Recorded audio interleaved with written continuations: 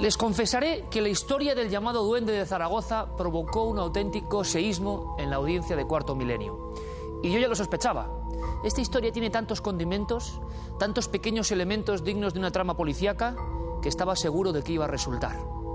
Todo comenzó en un lejano 1934. Una familia de clase acomodada, en pleno corazón de la ciudad del Ebro, se encontró con algo demasiado extraño. Una voz, lo que los expertos en parapsicología llaman paralitergia. Una voz perfectamente audible que adivinaba cosas, que amenazaba, que insultaba. Algo que tenía que ser una broma. Y así empezó la investigación quizá del primer expediente X español. Todo tenía que ser, como decía el gobierno civil de Zaragoza, una especie de gigantesca maniobra para llamar la atención. Pero había algo más. Y tan es así, tuvieron que prácticamente sitiar esa manzana. Los vecinos de esos inmuebles fueron obligados a desalojar sus viviendas. Se aisló completamente el barrio y allí seguía esa voz. Ingenieros, policías, jueces, detectives. La historia del Duende de Zaragoza es tan extraña, tan misteriosa, que merece la pena ser recordada con todos los documentos. Lo que no esperábamos era encontrar al último testigo vivo de esta historia. Un niño, entonces de apenas 8 años, que llegó a hablar con esa voz. Fotografías de la policía, de los guardias de asalto custodiando la cocina donde todo ocurría. Creo que va a merecer la pena el viaje. Un viaje en el tiempo, un viaje hacia uno de los grandes misterios españoles. La historia del Duende de Zaragoza. Zaragoza se despertaba en el frío otoño de 1934 con la misma incertidumbre que acompañaba a España en una época convulsa. La guerra civil estaba cerca y la crispación social se hacía latente en las calles. Fue un tiempo oscuro en el que apenas cabía la sonrisa. Sin embargo, a principios de noviembre aconteció un extraño fenómeno que hizo que durante 2 meses se olvidaran todos los males ante aquel tenebroso prodigio. Los lamentos, porque en un principio son ais lastimeros, una voz como afeminada, una voz que después cambia a masculino, pero en un principio son lamentos, son quejidos. Después ya empieza a escuchar María, ven, como arrastrando las palabras, y ahí es cuando precisamente decide avisar a la señora de la casa, a la dueña del edificio, y ya a partir de ahí, pues bueno, se lo toman más serio y llaman a la policía. Todo comenzó en la segunda planta de un inmueble situado en la calle Gascón de Gotor número 2. Una risa escalofriante, como una carcajada prolongada, hizo salir a muchos vecinos a la escalera principal. Se miraron unos a otros, pero allí ya no había nadie. Así, hace 70 años, comenzó esta pesadilla.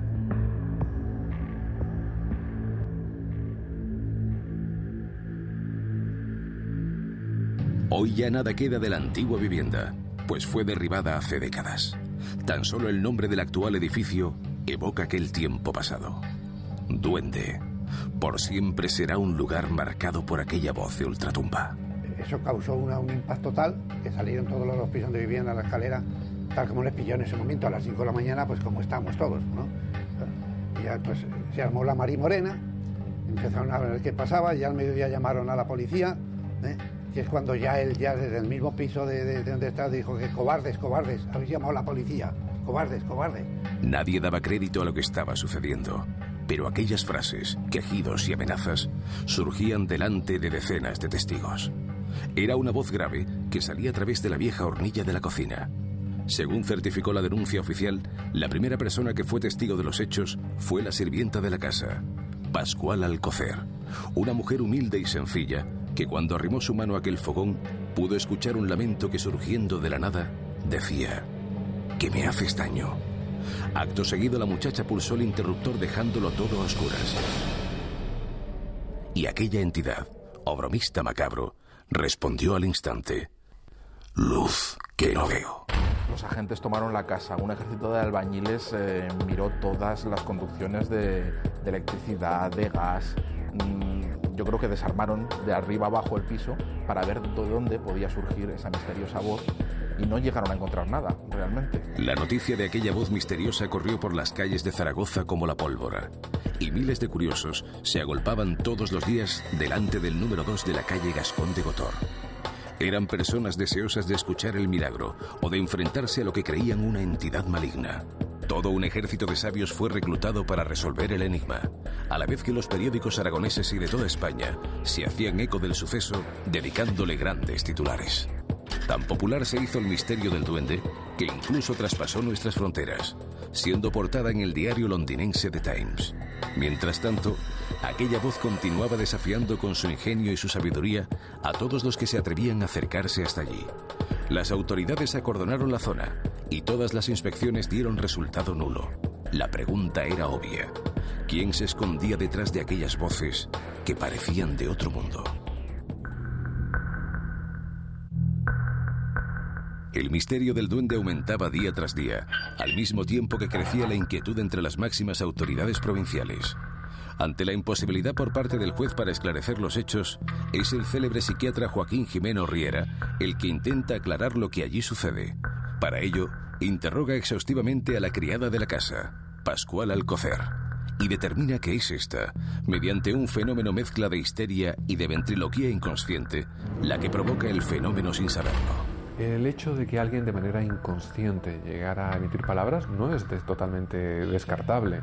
Es decir, es probable que algunas personas con un perfil propio de histeriforme, es decir, propio de la histeria, y sin ser consciente de ello, emitiera en un momento dado mensajes, emitiera palabras, emitiera en un momento dado frases que pudieran despistar en un momento dado al resto de la concurrencia. Le echaban la culpa a la Pascuala, y se aprovechó y se la llevó un viaje en el coche al pantano, como con el pretexto de coger verduras y traer cosas de allá para ver, y seguía hablando aquí el duende, no estando ella, o sea que eso se descartó, a pesar de que a la pobre la volvían loca con que si era ella o no era ella. Los vecinos fueron evacuados, la manzana entera aislada. Los arquitectos del edificio revisaron cada rincón y el ejército cortó cualquier comunicación por ondas. Creían haber resuelto el misterio culpando a la criada. Sin embargo, cuando todo parecía resuelto y en presencia de los guardias de asalto, aquella voz surgió de nuevo, con una amenaza terrible, gritando, insultando y jurando matar a todos los habitantes de la casa. Pascual Alcocer ya estaba muy lejos, pero aquella voz diabólica seguía allí presente. Los técnicos regresan con el corazón en un puño, y ante el ingeniero encargado de todas las obras, vuelve a ocurrir algo asombroso. Aquella voz, fuese quien fuese, parecía adivinar datos imposibles sobre la estructura interna de aquel lugar. Fue un albañil que era de los que había intervenido en la construcción del edificio, fue con su cubo, su paleta, su piqueta, su pico, para medir cuántos ladrillos hacían falta para no traer en la casa que estaba habitada material excesivo, sino lo justo. Y se puso a medir, y cuando estaban midiendo dijo: no te molestes, mide 75 centímetros. Claro, este señor se quedó mirando el metro desde el 0 al 75 y era exacto lo que medía aquello. Más anécdota unida a esto es que aquel señor no volvió nunca por nuestra casa, y en la guardilla que antes hemos hablado, en un saquete tuvimos guardado el pozal, la piqueta y todo aquello de aquel señor, que no volvió nunca a recogerlo. Arturo Grijalva es el único testigo que queda de esta historia. Hijo del dueño de la casa y el menor de 6 hermanos, era tan solo un niño cuando el duende habló con él. La policía, asombrada y llena de temor, incluso le llegó a utilizar para reclamar la presencia de aquella entidad. Fue una experiencia sobrecogedora que se mantiene viva en su mente y que jamás podrá olvidar. Allí no había vida familiar, ni cama familiar, ni vida familiar, ni nada. Dependíamos de si había o no había gente en el piso. Porque una pareja de policía, de guardia de asalto, estaba fija allí en la cocina. Y otra en el patio de entrada, y otra en la calle y alrededor de la casa. Estaba todo rodeado. Le dije: vámonos, papá, vámonos a la cama. Yo adormilado, que este tío es un chalao. O sea, le dije, y me salta él a pocos segundos: chalao, no pequeño. Pero con una voz de esas que nos dejó helados a todos menos a mí, porque yo digo, bueno, pues mira, ha hablado conmigo, pero a los demás los dejó. Es la última frase que le oí yo. Después de 2 meses de voces, mensajes y amenazas, aquella voz se apagó para siempre y sin motivo aparente, como si nunca hubiera existido. Sin embargo, su eco acompañó de por vida a varios personajes que se vieron implicados de una forma u otra en aquellos extraños sucesos. Incluso de manera indirecta, aquella voz también se cobró una víctima, la sirvienta de la casa, que se fue a la tumba con el estigma de una culpabilidad que jamás tuvo. Yo he tenido la ocasión de hablar con Pascuala y curiosamente cuando le pregunté que quién hacía las voces, ella me contestó: la pared. Para ella las voces las hacía la pared. Fue un problema enorme en su vida, llegó a estar encerrada en casa años sin salir ni tan siquiera hacer la compra, porque curiosamente la gente todavía la perseguía para preguntarle, los medios de comunicación, hasta prácticamente el año pasado que murió. Aquella voz ronca e inteligente jamás se volverá a escuchar. Se fue. ¿Quién sabe dónde? Quizás hastiada por un mundo que jamás la comprendería. Hoy, en pleno siglo XXI, vivimos una época donde ya no tienen cabida estas extrañas e incomprensibles fábulas.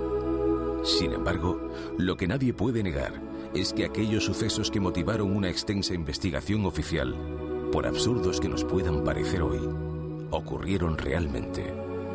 El viejo edificio se derrulló como único modo de poner fin definitivo al misterio que guardaba en sus entrañas. Un misterio que, pese a quien pese, nadie pudo resolver. Hay especialistas que aseguran que las mujeres tienen una especial sensibilidad para todo lo que tiene que ver con los fenómenos extraños. Y tengo que decirles que es cierto, en nuestra experiencia nos hemos encontrado con que por lo menos un 70% de los casos suelen tener como protagonista, a veces involuntaria, a una mujer. Quizá el suceso más célebre ocurrió en Alemania. Quizá sea el poltergeist mejor investigado de todos los tiempos. Allí la víctima, porque lo pasaba realmente mal, era una muchacha, una secretaria, llamada Annemarie Schneider. Por vez primera, la televisión alemana captó movimientos de cuadros, de objetos, bombillas que se desenroscaban solas, todo un rosario de fenómenos que para algunos procede del más allá y para otros, quizá los más científicos, procede de los poderes ocultos de nuestra mente. En un documento excepcional van a observar a Annemarie Schneider en 1969 y en la actualidad. Y van a ver esas imágenes, imágenes que jamás se habían proyectado en nuestras televisiones. Les dejo con el misterioso expediente del caso Rosenheim. Rosenheim, pequeña localidad en las entrañas de Alemania. Solo un incidente llevó el nombre de este lugar a ocupar las portadas de los periódicos y a encabezar los noticiarios de radios y televisiones. Un acontecimiento que marcó el devenir de sus habitantes y que a lo largo de los años es recordado como el caso Rosenheim. 1967. Algo extraño está ocurriendo en un bufete de abogados de Rosenheim. Fluorescentes que estallan, luces que se encienden y se apagan, fotocopiadoras y máquinas de escribir que funcionan solas. En un principio, y tratando de buscar una causa lógica, se piensa que puede ser provocado por un problema eléctrico. Funcionarios de la red eléctrica acuden a revisar la instalación, pero no hallan ningún fallo. Sin embargo, algo les impresiona. Los instrumentos de medición empleados registran unas fluctuaciones anormales, tan grandes que las agujas se salen del papel. Después de hacer las mediciones, empezamos a dudar de que aquello estuviera en buen estado. Detectamos demasiadas anomalías en la red. No había sobrecarga en la red eléctrica. Sin embargo, los medidores de la central marcaban fluctuaciones masivas. Eran tan altas que el puntero del medidor rasgó el papel mientras estaba registrándolo. Se trataba de niveles que nadie se puede imaginar, muy difíciles de explicar. Los sucesos no remiten, se repiten cada vez con más intensidad. Incluso van más allá. Revisando las facturas telefónicas, aparecen llamadas que ninguno de los trabajadores ha realizado. Acuden técnicos a inspeccionar también la red telefónica, pero nada de nada. Aún así, las dos instalaciones son totalmente reformadas. Pero los extraños fenómenos no solo no desaparecen, sino que se recrudecen. El asunto empieza a cobrar fuerza en los medios. Toda Alemania se preguntaba qué o quién provocaba aquello, hasta el punto que se llega a grabar un documental. Es entonces cuando la cámara recoge unas imágenes que sobrecogen a la opinión pública alemana.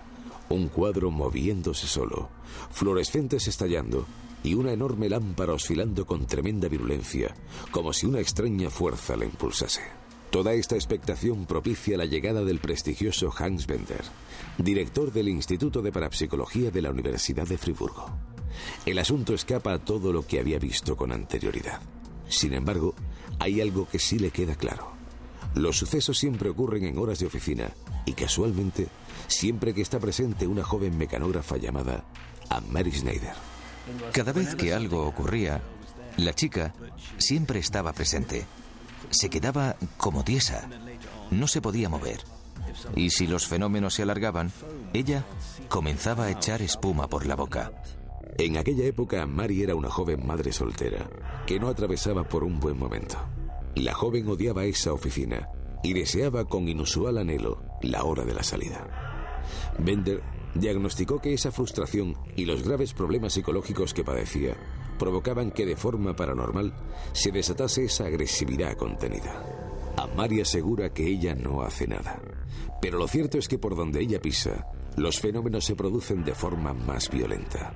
Y lo más significativo de todo, cuando la joven no está presente, la actividad cesa de inmediato. Me di cuenta que cada vez que pasaba por allí, alguien susurraba: ha vuelto a ocurrir. Entonces me daba la vuelta y veía la lámpara balanceándose. La policía me preguntó: ¿cómo lo ha hecho? Simplemente díganos, ¿cómo lo ha hecho? No lo sé, les dije. No lo sé. La noticia se filtra a la prensa, que tacha a la mecanógrafa de bruja. Mary es despedida y todo acaba. El caso Rosenheim pasa a la historia como el poltergeist mejor documentado y más estudiado de todos los tiempos. Décadas después, nadie ha encontrado la respuesta a los espeluznantes sucesos ni a qué extraña relación tenía con todo aquello una joven mecanógrafa llamada Mary Snyder. Había algo allí. Este tipo de cosas no ocurren por las buenas. ¿Por qué iba yo a tener de repente esos poderes? Es imposible. Imposible. Soy una persona totalmente normal, con un cerebro completamente normal, que actúa con normalidad. Estoy segura que allí había algo más.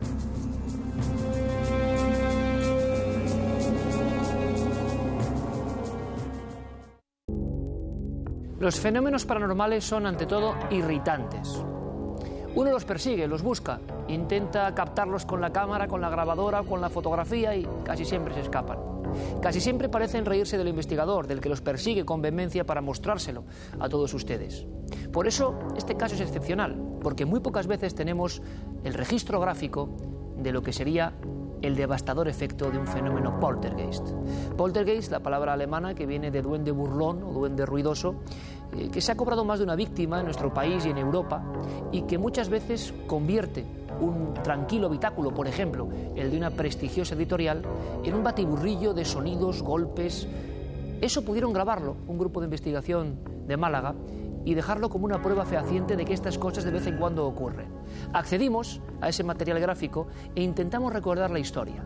Parece ser que, como casi siempre, había un pasado del edificio, como si las piedras tuviesen memoria y, sobre todo, si guardasen cierta alma de los acontecimientos allí vividos. Les dejo con el que se llamó Expediente Plaza y Janés.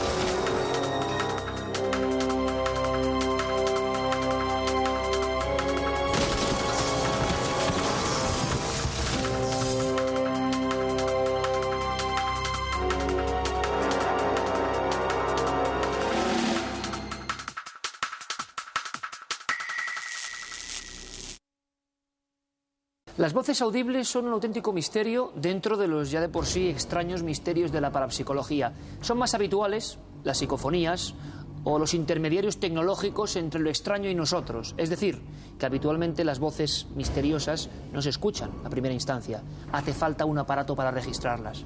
Pero hay unos cuantos casos, un puñado de ellos muy sobrecogedores, que sí que fueron audibles. Alguno de ellos tuvo un marco tan habitualmente intrigante como puede ser un tanatorio. Viajamos a Ceuta, Carmen.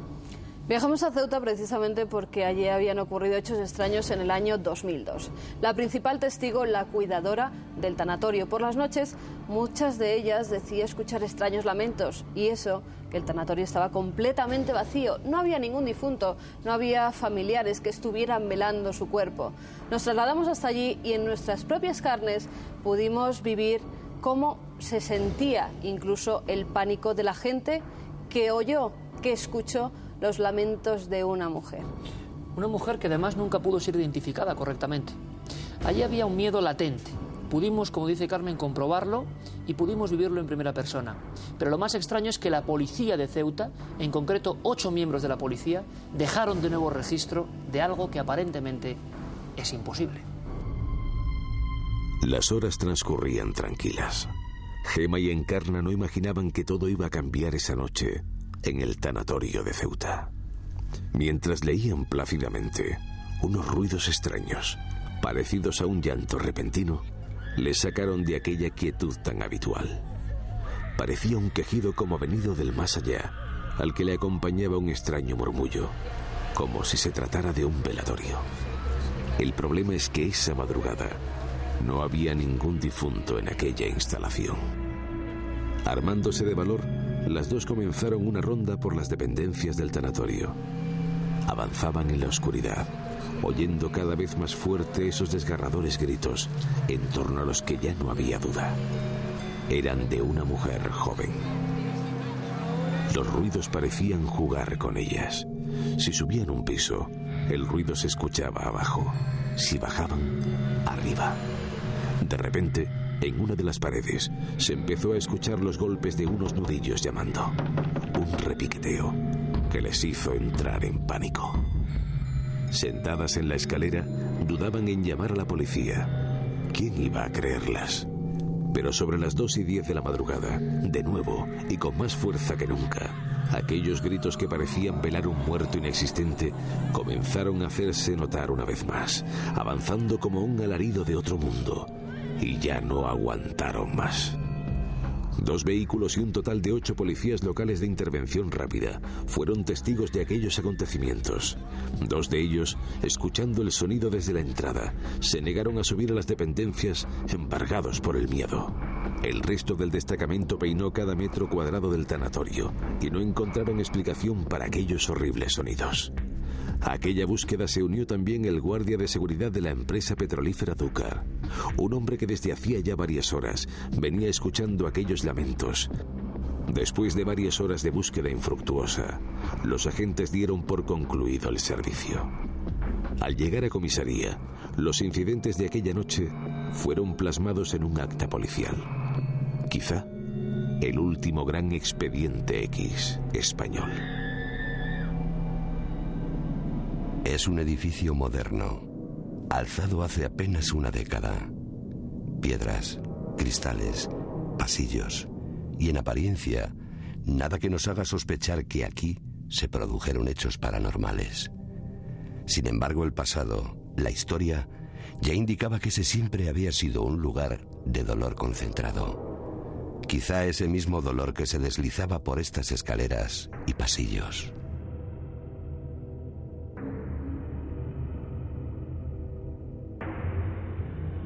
Era un colegio público municipal que creo que se fundó allá por el tiempo de la dictadura de Primo de Rivera, más o menos, durante la República estuvo, y ya a partir de terminar la Guerra Civil, o sea, ya en la posguerra, pues se vino a convertir como si hubiera sido un sanatorio. Pero la verdadera historia que convirtió a este lugar en un auténtico expediente X comienza una noche de noviembre del año 2002. Una madrugada de terror que aquellas funcionarias jamás podrán olvidar. Y estamos en el cuarto que hay del conserje. Y entonces ella estaba estudiando y yo estaba leyendo una revista. Entonces yo le dije a ella, se llama Encarni esta chica, le digo, Encarni, ¿tú escuchas lo que yo estoy escuchando? Dice, pues la verdad es que sí. Entonces nosotras lo oíamos como una mujer. Entonces nosotras creíamos, como era sábado noche, dijimos, vamos a abrir la puerta, a ver si es una chica de la barriada, yo qué sé, porque un sábado noche y sale de marcha, a lo mejor oye, no sabe lo que es. Y abrimos la puerta de lo que es el tanatorio y empezamos a mirar y allí no se escuchaba nada. Cerramos la puerta y todas las voces eran dentro del tanatorio. Entonces pues se escuchaba, era como, yo te sitúo, era como la situación era un velatorio, era el murmullo de mucha gente y resaltaba el llanto, como el lamento de una mujer. Y en lo que es la pared de la escalera que en el tanatorio, en esa pared pegaban como con nudillos, como golpes así. Aquellas funcionarias aterrorizadas comenzaron a recorrer todas las dependencias en busca de las misteriosas voces. Quizá fue el peor momento. Solas, avanzando en la oscuridad, subiendo los peldaños, enfrentándose a esos lamentos cada vez más fuertes, más cercanos. Llamamos y llegaron 4 coches de la policía local, que eran 8 policías locales, y entraron, de primera hora entraron 6 y 2 pues no quisieron entrar. Entonces empezaron a registrar, ya entraron los otros 2 chicos y eran ya los 8, estaban registraron todo, lo mismo que nosotras, pero ya se subieron a la parte de arriba, entonces yo escuchaba lo mismo que nosotras. Yo subía, las voces bajaban, las voces subían, entonces registraron todo totalmente y nada, las voces seguían dentro. Los ruidos cesaron sobre las 6 de la mañana. Los policías, impresionados, abandonaron también el edificio sin saber qué decisión tomar. Esa misma mañana, el entonces director de la policía local, Ángel Gómez, se enfrentaba al expediente más extraño que había visto en su vida. Un informe oficial donde se registraban con detalle todos los incidentes de aquella noche. Registraron el edificio de las 2 plantas que tiene, allí no había nadie, pero sí escucharon los ruidos estos de este tipo de alarido. Por lo cual, en principio se pensó, yendo de la mano de la lógica, que podía haber sido pues un animal que estuviera pues en un pozo, en un hueco y que hubiera aullado. Pero bueno, se hizo un registro minucioso de toda la zona, de todos los túneles que comunicaban con la playa, puesto que el tanatorio está justo enfrente de una playa. Allí no se encontró nada. Y hasta ahí es lo sorprendente de la historia. O hubo un concierto de voluntades entre todos los que se encontraban allí y hubo una influencia psicológica que el subconsciente les hizo escuchar, o realmente escucharon algo fuera de lo normal. Los bomberos realizaron otro sondeo subterráneo para explorar los pozos existentes cerca de la zona. Tampoco encontraron objetos u animales que pudieran haber generado un sonido tan parecido a la desgarrada voz humana. Fueron los bomberos, fueron aparejadores municipales, se miraron los planos del edificio, que al ser un edificio de nueva construcción no tenía por qué tener ningún tipo de doble tabique o, no sé, alguna explicación, ¿no? Era un edificio nuevo, recién construido, el tanatorio. Vimos los planos, estuvieron los bomberos, estuvieron expertos en edificaciones, estuvieron mirando todo y bueno, al final vuelvo a decir que no hay una explicación, y porque hubiéramos encontrado un animal muerto, cualquier cosa, un gato, un perro, cualquier tipo de animal, hubiera sido una explicación que entrara dentro de lo lógico, ¿no? Pero ahí no hubo ninguna explicación, y lo que sí es cierto es que ellos manifiestan que escucharon los ruidos, los alaridos, los quejidos, los lamentos, pero no se localizó el foco. Y así, con cierta impotencia, el caso de las voces del tanatorio pasaba a formar parte de los expedientes sin resolver, condenados al olvido por una sociedad que no los puede interpretar. Hubo una repercusión importante tanto a nivel local como a nivel nacional. Todos los medios de comunicación de ámbito nacional se hacían eco del denominado caso del tanatorio. Aquí en la ciudad, la verdad que los ciudadanos pues comenzaron a decir que conocían esos casos, que sí que habían escuchado algunos ruidos. También hablaban de otros lugares como el Palacio Autonómico, como el Hotel Atlante. Ya comenzaban a surgir comentarios sobre la aparición de sonidos como algo habitual. Si anteriormente nadie hablaba de esos ruidos, de esos posibles ruidos, de esos posibles gemidos, en muchos lugares de la ciudad comenzaron a surgir. Todo el mundo se interesaba qué es lo que realmente había ocurrido en el tanatorio de Ceuta. Después de 4 años de silencio impuesto, el equipo de Cuarto Milenio pasó la noche en ese edificio intentando buscar una explicación lógica para lo vivido aquella noche. Fue entonces cuando fuimos conscientes de que muchas personas, en aquellos días de noviembre de 2002, habían sufrido fenómenos parecidos. Pues llevábamos velando a mi abuela 2 días porque murió en la madrugada del día 22. Y entonces llegó un momento en que los familiares pues se fueron a cambiar para el funeral. Y nada, nos quedamos mi tía Tata y yo. Estábamos allí sola en la antesala donde está el féretro, no, en la sala anterior, y escuchamos unos sollozos muy quejumbrosos, con mucha pena. Y entonces, claro, nos asombrábamos porque pensábamos, si nosotros somos las más afectadas, ¿quién llora así con tanta pena? Y entramos y la verdad que no vimos a nadie, empezamos a buscar, se escuchaban los sollozos, pero no vimos a nadie. Y estaba lo que era el tanatorio, estaba prácticamente desierto. Aunque oficialmente los extraños sonidos cesaron aquella misma mañana de la intervención policial, Cuarto Milenio ha constatado que hay más empleados y visitantes que han sentido cómo les tiraban del pelo, encontrándose solos en el edificio. Cómo les soplaban o llamaban por su nombre. Cómo aparecía una sombra oscura desplazándose hacia la segunda planta. Cómo, en definitiva, los fenómenos se repetían una y otra vez en determinadas noches. Era con un sollozo, con mucha pena. Era de mujer. Lloraba con mucha pena, con lamentos, como lamentándose. Y eran muy fuertes. Rastreamos, grabamos, preguntamos y revisamos cada rincón del edificio. Y no encontramos ninguna explicación a los ruidos tal y como nos lo describían las testigos. Voces humanas inconfundibles. Voces que levantaban la muerte de alguien. Voces de duelo que oficialmente no pueden existir. En algunas ocasiones hemos tenido la fortuna de poder abandonar físicamente esta nave del misterio, este plató, y encontrarnos cara a cara con algunos misterios.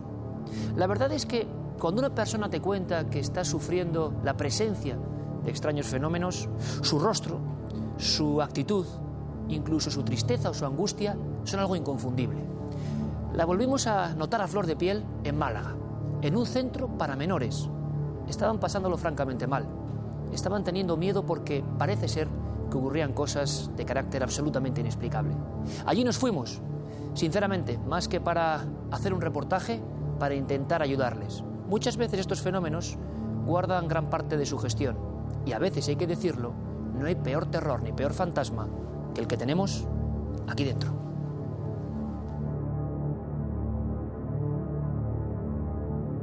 La semana pasada nos hacíamos eco de unos sucesos extraños ocurridos en un inmueble oficial de la Junta de Andalucía en pleno corazón de Málaga.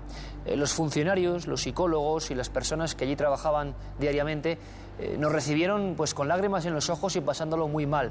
Llamadas extrañas que se producían en despachos del mismo inmueble sin que nadie residiese en ellos, golpes, sombras, voces, incluso sillas que giraban solas como si un niño estuviese balanceándose en ellas. Una fenomenología muy compleja que nos obligó a ir a Málaga. Allí estuvo Cuarto Milenio y estuvimos examinando todo y con un sentido muy claro, que es el de dar paz y dar tranquilidad a esta gente, porque la psicosis empezaba a ser ya un problema casi de orden público. Examinamos ese pasillo, nos introdujimos por las diferentes rendijas que existen en el edificio. Intentamos filmar, grabar y descubrir si los sonidos eran realmente paranormales. Nuestra conclusión es que la casa excepcional, al lado de unas obras, por cierto, con un camposanto, tenía una condición sonora excepcional, que cualquier tipo de sonido se filtraba perfectamente y que las visiones podían ser producidas por unos juegos de luces que ocurren en un patio interior. Ese es nuestro diagnóstico inicial. No tenemos explicación para las llamadas telefónicas que parece que provenían de números que no existen. Pero desde luego espero que estos amigos, funcionarios, repito, de un centro adjunto a la Junta de Andalucía, respiren un poco más tranquilos. También el miedo es peligroso. La sugestión, creer que estamos en un ambiente ya paranormal, puede hacer que cualquier detalle sea exagerado. Así que en este caso, nuestro equipo no se encontró con ningún misterio y demostró prácticamente que aquello era de origen natural. Así que en este caso nos alegramos por los inquilinos de este centro oficial, pues podrán respirar tranquilos.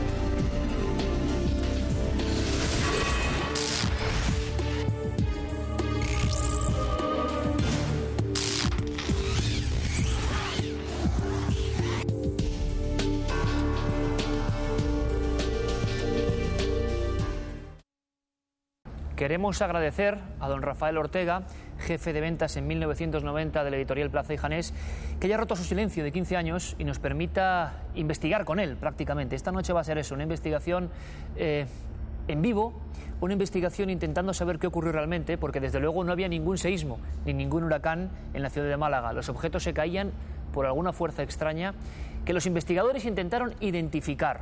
Extrañas muertes, hablan de suicidios, hablan de fenómenos puramente paranormales. Vamos a conocer esta historia. Esa grabación se la debemos a nuestro compañero Francisco Contreras. Francisco, buenas noches. Buenas noches, Iker, bien hallado. Un expediente que es español con todas las de la ley, nombres, apellidos de las personas que hemos visto recreadas.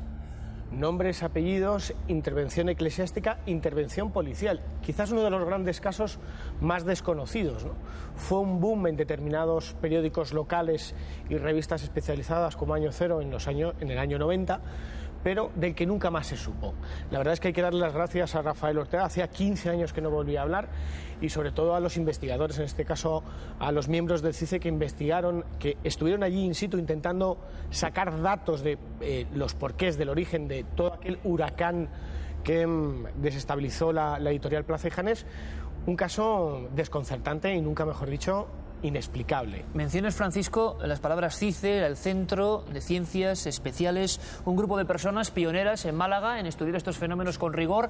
Tenemos a uno de sus componentes y persona que además también nos ha abierto sus archivos y se la queremos agradecer, José Antonio Gallardo. José Antonio, bienvenido a Cuarto Milenio.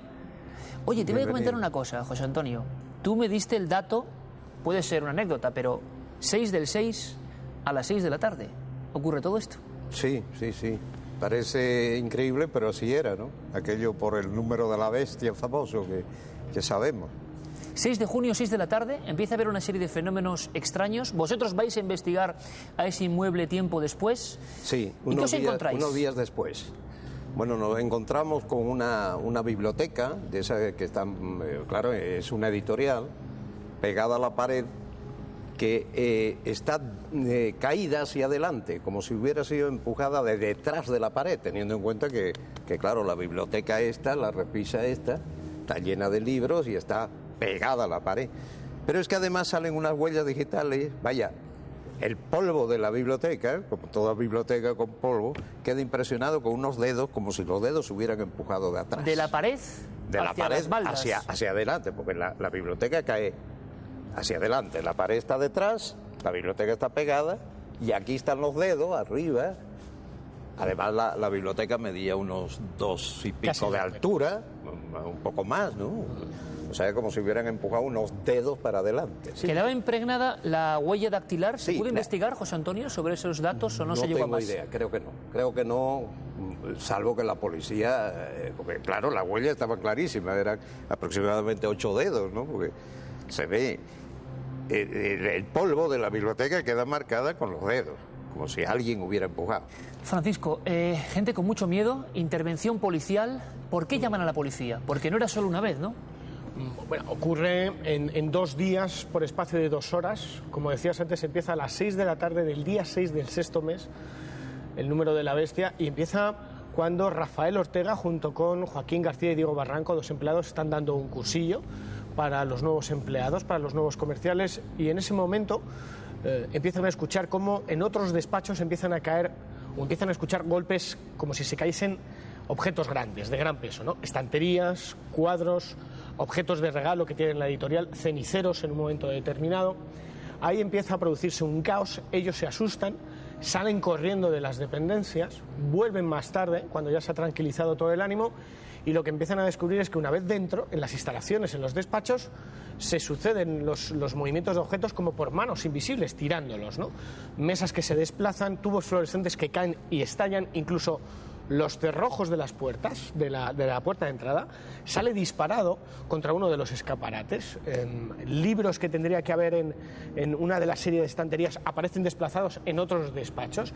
La verdad es que es un caos terrible, y ese caos motiva dos actuaciones por parte de Rafael Ortega. Una, salir corriendo a la catedral, a la Manquita, que está justamente enfrente. La calle Cister está detrás de la catedral de Málaga, a por la ayuda de un sacerdote, una ayuda desesperada, un desesperado auxilio. O sea, que llegaron a acudir primero a la iglesia antes de la policía. Allí recogen agua bendita y vamos a escuchar eso, si te parece, Francisco. Ya no me contáis, tanto tú como José Antonio Gallardo, la ubicación de este lugar, porque parece que también es un sitio curioso, históricamente repleto de acontecimientos.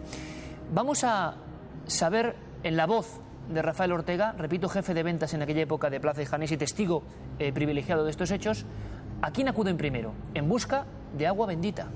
Fueron a la catedral, un administrativo fue a la catedral y trajo agua bendita y romero, y echaron agua bendita por allí, por los rincones. Luego en la tubos, había unos escaparates de libros, unos escaparates muy grandes, pues en aquellos escaparates había tubos fluorescentes. Bueno, pues sin saber cómo, había debajo de la mesa, de una mesa en el despacho mío, que tenía yo una mesa para dar algunos cursitos así de 3 o 4 personas, pues allí había 2 tubos fluorescentes que no supimos cómo se habían trasladado nunca allí. Personas asustadas, y no eran personas especialmente crédulas, ni que fabulaban con estas historias de fantasmas o de aparecidos. Y digo aparecidos porque luego se incorporarán otros fenómenos a este carrusel de hechos insólitos. Francisco, hablamos de intervención policial concreta, determinada, parte de incidentes, y bueno, ¿qué ocurrió? Bueno, él decide, con todo su escepticismo, que hay que llamar a la policía. Y efectivamente se acuden a la comisaría de la policía de la calle Aduana, que está a apenas 100 metros, y una pareja de la Policía Nacional acude al inmueble porque no saben qué hacer.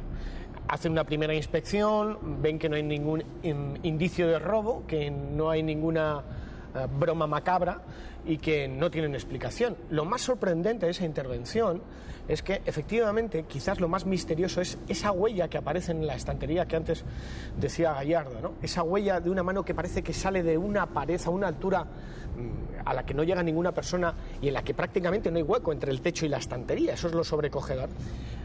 Toman muestras de esa huella y no hay huellas digitales. Es como si no existiesen esa hay mano. Una mano enguantada o sin por lo menos no hay huellas digitales. No. José Antonio, hay una cosa importante que antes hemos comentado. En Málaga, que tú por supuesto también conoces, es un lugar especial históricamente hablando donde ocurren estos hechos, ¿no? Sí, bueno, está la historia. Actualmente están las monjitas del Cister y antes se dice que era una especie de templo fenicio de la diosa Hécate. Pero los investigadores del CICE pudieron tener acceso a una información que, quiero decir, privilegiada. Antes hablábamos con fotografías antiguas y decíamos que muy pocas veces hay fenómenos, se ha grabado un poltergeist, pocas veces tenemos la evidencia gráfica que en televisión desde luego tanto demandamos. Sin embargo, el CICE, el grupo de investigación en Málaga, tuvo la oportunidad de acudir a Plaza y Janés, como nos comentaba José Antonio Gallardo, incluso filmar, grabar. Vamos a escuchar a una de las personas que, cámara en mano, pudo grabar un espectáculo desolador. Pocas veces en España se había llegado tan pronto a investigar un hecho allí donde habían actuado esas manos invisibles. Es Miguel Ángel del Puerto. Le escuchamos y vemos esa sorprendente grabación. Nosotros tuvimos la oportunidad, tan solo 3 días después del fenómeno, de poder estar en el lugar de los hechos y comprobar y grabar pues los efectos devastadores de este fenómeno sin explicación. Y conseguimos además averiguar algunos detalles, algunos elementos colaterales a esta historia que podrían haber desencadenado el fenómeno. Pero evidentemente esto no nos aporta más que conclusiones que pueden ser más o menos exactas o inexactas, depende del enfoque que le demos, y en cualquier caso no nos explica en absoluto cómo se provocan ese tipo de fenómenos, qué agentes externos a los protagonistas o internos a los protagonistas podrían provocarlo, y por lo tanto nos siguen manteniendo muy lejos de averiguar cuál es la naturaleza profunda del fenómeno que ahora nos ocupa, que es ni más ni menos que el poltergeist. La calle del Cister en Málaga es una calle pues con ciertas reseñas históricas muy interesantes. El edificio donde se encontraba la habitual Plaza de Janés está construido sobre el solar donde se encontraba antiguamente el convento del Cister. Muy próximo a este edificio, en la calle Cañón, también teníamos un convento hacía muchísimos años y pudimos hacer averiguaciones de hechos luctuosos que hacía más de 40 años habían tenido lugar tanto en esta calle del Ciste como en calle Cañón. Muy cerquita, la Catedral de Málaga, construida en parte sobre aljama, la principal mezquita de la Málaga musulmana, y muy cerca también en calle del Ciste, pues muy posiblemente tuvimos en la Málaga fenicia, tuvimos el templo de Noctiluca, y sin irnos tampoco muy lejos, muy cerca, actualmente donde está el Palacio de la Aduana, que está construido sobre un templo romano. Por lo tanto, tenemos todo un entramado de acontecimientos, ya sean fenomenológicos e históricos, que nos hacen señalar a la calle del Cister como un lugar altamente interesante en lo que estamos hablando en este momento, que es la ubicación e intentar encuadrar en un contexto histórico y físico el poltergeist de Plaza y Janés.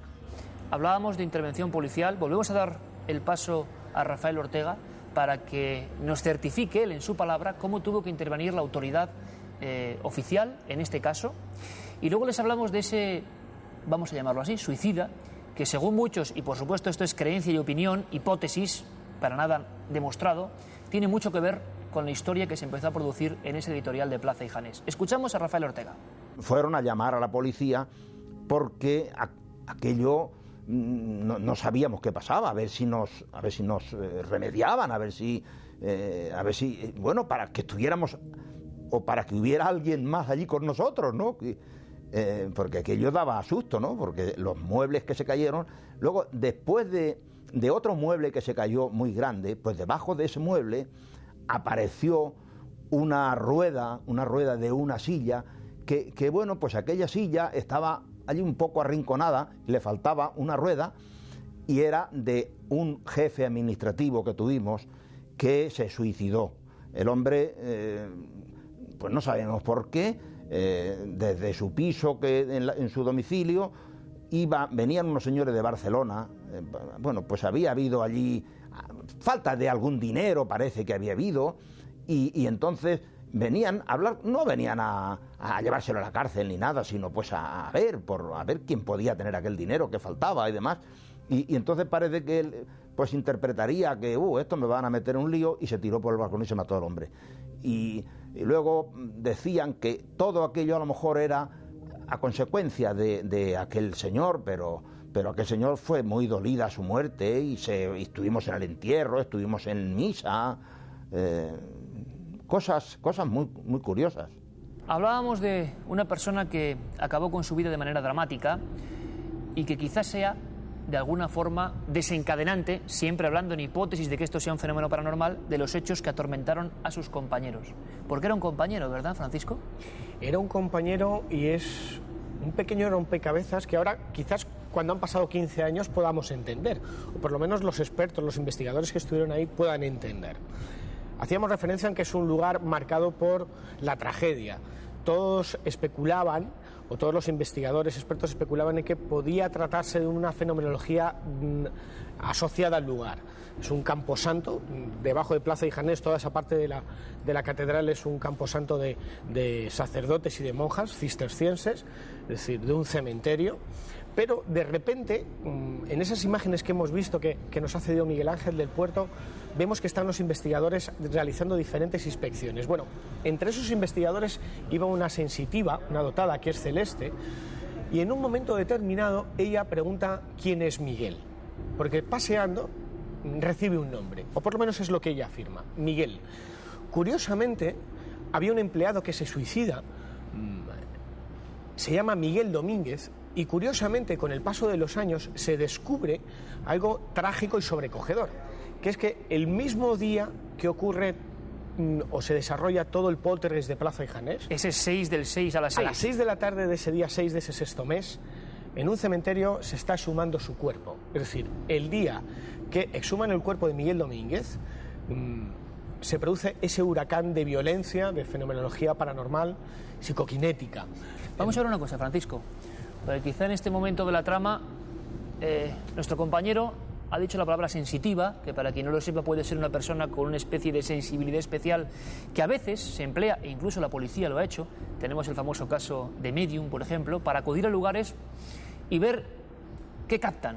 Pero esto, desde luego, repito, no es nada científico, es cuestión de sensaciones, de empatías. Ella recibe ese nombre Miguel, Se miran los archivos, recuerdan los testigos que ese Miguel existió de verdad, que se suicidó, y se está exhumando su cadáver, desenterrando. ¿Por qué? No sé si lo sabrán todos los espectadores, al cabo de 5 años normalmente los cuerpos se exhuman y, curiosamente, una curiosidad maldita, ese mismo día, o diabólica, a la misma hora, el mismo día que se produce ese caos adimensional, esas manos invisibles que derriban como si fuera un huracán, un torbellino de fuerza sobrenatural, todo la editorial Plaza y Janés, se suma un cuerpo, se suma el cuerpo de Miguel Domínguez. José Antonio, había personas que decían o declararon dentro de la editorial, o estaban ya en el círculo del miedo, que habían visto incluso una aparición, un aparecido, una figura, un espectro, vamos a llamarlo así. Y vosotros captasteis ese miedo, imagino, ¿no?, en aquellas personas que estaban. Sí, claro. Ten en cuenta que cuando pasó el fenómeno, si bien volvieron, como hemos hablado al principio, a ver las otras dependencias, es que después no querían entrar, como que estuvo cerrada unos días Plaza Janés. ¿Llegó a cerrarse? Sí, claro que sí. Y además, como habíamos hablado, la policía, que está a menos de 100 metros, donde estaba la antigua policía, porque ahora ha cambiado, aunque hay un retén de policía ahí, pues estuvo casi de inmediato, porque lo primero que hicieron a la iglesia, que queda cruzando la calle, la parte detrás de la Catedral de Málaga, y a la policía, que quedaba a menos de 50 metros, o sea que vinieron simultáneamente el agua bendita y la policía, ¿no? ¿Cómo es posible, José Antonio, que esa sensitiva que hemos comentado, Celeste, le llegase, fue algo claro y gráfico, diáfano, un nombre, Miguel? Hay que conocer a Celeste. Celeste es un personaje entrañable, es una buena medium. Yo soy bastante escéptico, pero claro, si la evidencia, cuando tú ves la evidencia, o crees o revientas, como se dice, ¿no?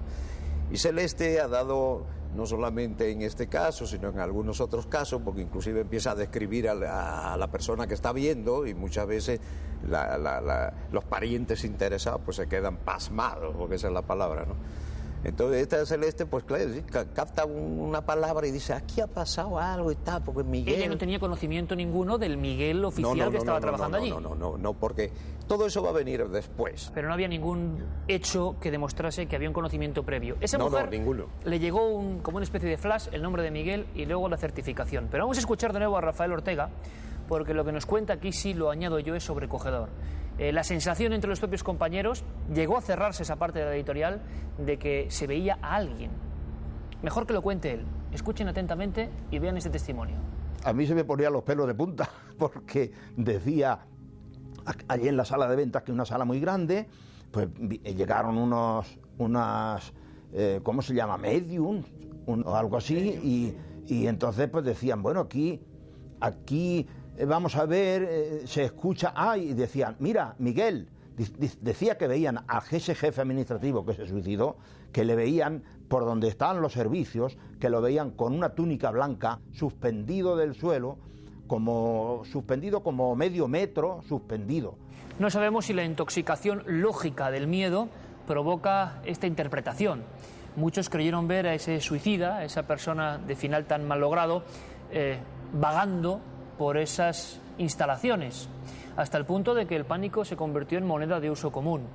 José Antonio Gallardo, con el CICE, investigó este asunto. Las conclusiones, a día de hoy, 15 años después de esta historia, que hemos vuelto a destapar del anonimato que llevaba ya encerrada durante 15 años, ¿cuáles son? ¿Qué podríamos decir desde el punto de vista del investigador interesado en los fenómenos extraños, que llega hasta allí, hace sus pruebas? Uno de los casos, imagino, más impresionantes que llevaba este grupo, ¿no? Hombre, claro, porque generalmente este tipo de cosas quedan en hipótesis, ¿no?